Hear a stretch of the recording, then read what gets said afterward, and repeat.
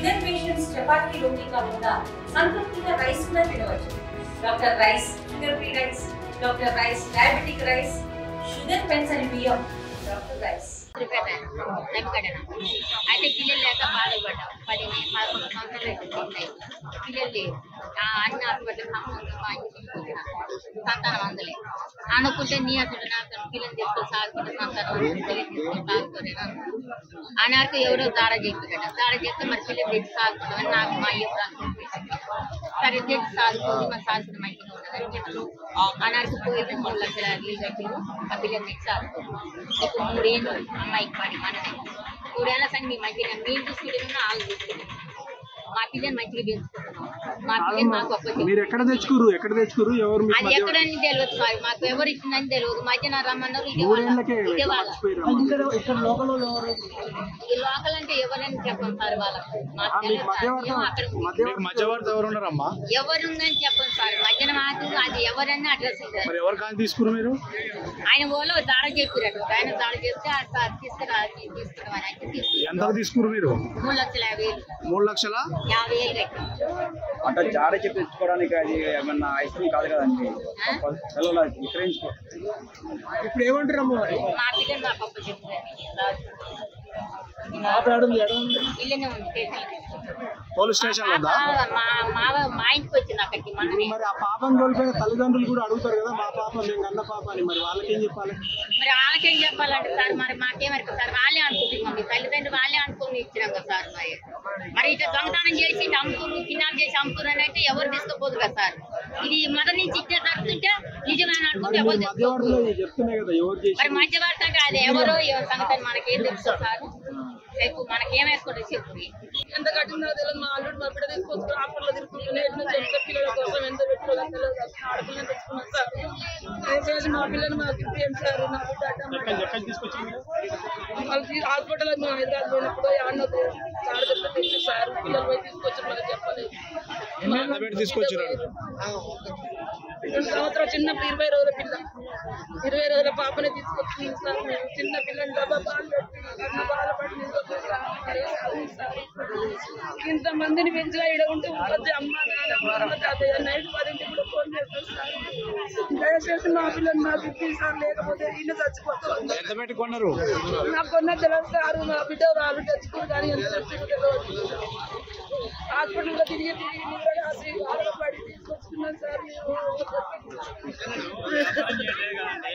మేము వ్యవసాయం చేసుకుంటాం. పిల్లలు కొంతమంది పిల్లలు అందరూ చంపేస్తారు సార్. మీరు ఆడపిల్లలు అట్లా కాపాడుకునేదా సార్? మీరు సాదుకున్నారని ఇబ్బంది పెడతారా సార్? మీరు ఎటు కూడా కాపాడతారు. మీరు చచ్చిపోయినాక అయ్యో పాపని వస్తారు. ఒక పెద్ద ఇంకా పిల్లలు చంపేసుకుంటారు. అట్లా ఏం చేస్తారు? బావుల ఊదరగా బావులలో వేస్తారు. అట్ని మా దయ చూసి పిల్లలు వీళ్ళకి ఇచ్చిర్రో ఏమో సార్.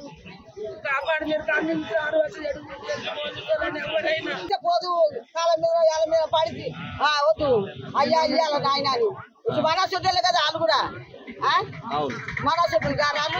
ఏదంటే వాళ్ళకి జాబు కాబట్టి వాళ్ళు అయ్యారు. మనం కూడా అసలు వాళ్ళు కాదు కదా. అందరూ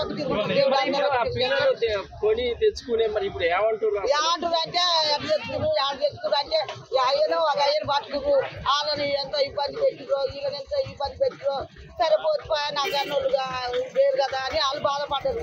బాధపడ్డప్పుడు వాళ్ళ పిల్లలు వాళ్ళకి వాళ్ళ మధ్య బాధపడి తెచ్చుకుంది ఇబ్బంది పడుతుంది. మరి ఎట్లా సారిగా మరి ఇట్లా ఇబ్బంది మీ పక్క ఒక పిల్ల పోయి 10 కిలోలు తెచ్చుకుంది. ఊరికి ఒక పిల్ల ఇబ్బంది. మరి అందరూ ఒక తిరుగుతారమ్మా. ఒక తిరుగుతారు సార్. మరి ఏం చేస్తారు? తీసుకున్నారు. మరి పిల్లలు లేకుండా పిల్లలు లేకనే తెచ్చుకున్నారు. పిల్లలు తెచ్చుకుంటారా సారు? పిల్లలు ఇంటికి తెచ్చుకుంటారా? పిల్లలు లేకనే కదా బాధ. ఓల పిల్ల ఎన్నాలైతే బా బిడ్డ ఎన్నాలైతే మధ్య కొడుకు ఎన్నాలైతే ఈ బా కొడుకు ఎన్నాలైతే కానీ బాధ ఉండదు ఆ సారు. వాళ్ళకైనా బాధే ఉంటుంది. అట్లనే తెచ్చుకున్నారు. ఇప్పుడు నాకు ఇంత 10 గుంటలు 10 గుంటలు వాళ్ళకైతే మమ్మల్ని చూస్తారా అనేది బాధ. మరి ఎంత పెట్టి తెచ్చింది ఏంటి? వాళ్ళకి తెలుసు మనకే వెళ్తుంటే చెప్తారు. వాళ్ళు ఏం ఇచ్చిర్రో ఏ సంగతో వాళ్ళు మరి అట్ట వచ్చిర్రో ఏం సంగతో మనకి అట్ట చెప్తారా సారు? ఏంటంటే అయ్యో మా ఇంటి దగ్గర పిల్లగానికి లేవు కానీ అప్పలకి ఇల్లు దక్కింది దగ్గర అన్నట్టుందని ఆ పిల్లగాని కూడా బాధ విషయంగా బాగా పడ్డాడు. ఇలా కష్టాలు పడ్డాడు. ఇక గుర్తు తెచ్చుకుంది. ఇక ఆ పిల్లగాని గుర్తు తెచ్చుకోండి. ఎంత తెచ్చిర్రు నాకు తెలియదు సార్ తెచ్చిన సంగతి నాకు తెలియదు సార్ పోలీసులు ఏమంటున్నారు సార్ మనం రాణిస్తున్నారని వాళ్ళకి రాణిస్తున్నాం ఇంతమంది వచ్చి చూసాం అయ్యో పాయాలి అంతే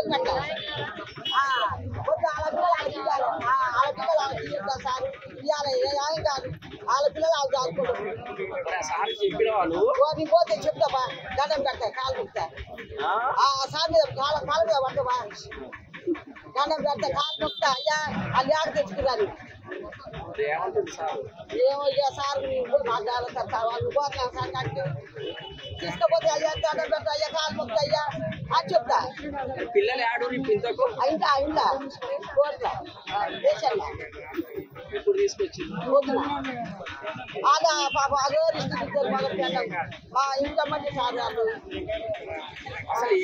అసలు ఏమని తీసుకొచ్చి ఇందులోకి మాకు 50 విద్యాలు వచ్చారు ఏ సంగతి